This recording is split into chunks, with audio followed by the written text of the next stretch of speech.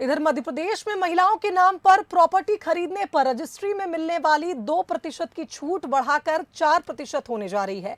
हालांकि ये छूट नगर निगम में रजिस्ट्री कराने पर ही दी जाएगी। इसके लिए सरकारी नगर निगम सीमा शुल्क को 3% से घटाकर 1% करेगी।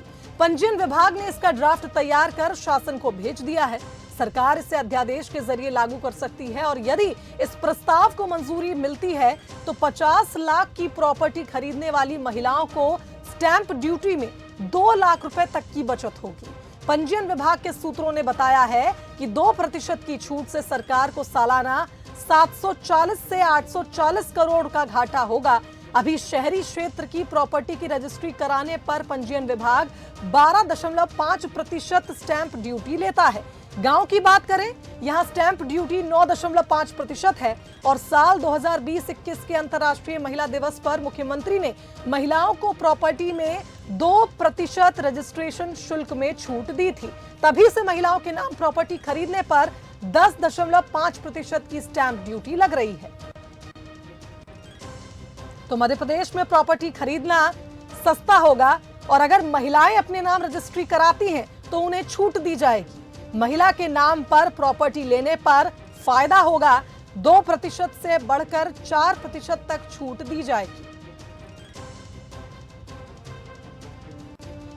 तो आपको बता दें कि अगर आप 50 लाख की संपत्ति खरीदते हैं तो 2 लाख की बचत होगी, लेकिन शर्त यही है कि महिला के नाम पर रजिस्ट्री होगी। तो रजिस्ट्री में मिलने वाली छूट को बढ़ाने की कवायद तेज है। महिलाओं के नाम पर प्रॉपर्टी खरीदने पर रजिस्ट्री में अब छूट दी जाएगी, जिसका ड्राफ्ट तैयार है। तो बता दें, नगर निगम में रजिस्ट्री कराने पर ही इसका लाभ मिल पाएगा और सरकार अध्यादेश के जरिए जल्द ही इस नए नियम को लागू कर सकती है। चलिए, इस खबर पर हमारे साथ संवाददाता आकर्ष लाइव जुड़ गए, उनका रुख कर लेते हैं। आकर्ष, महिलाओं के नाम पर अगर रजिस्ट्री होगी तो कहीं ना कहीं छूट मिलेगी और इसका जो अध्यादेश है जल्द ही सरकार की ओर से जारी हो जाएगा।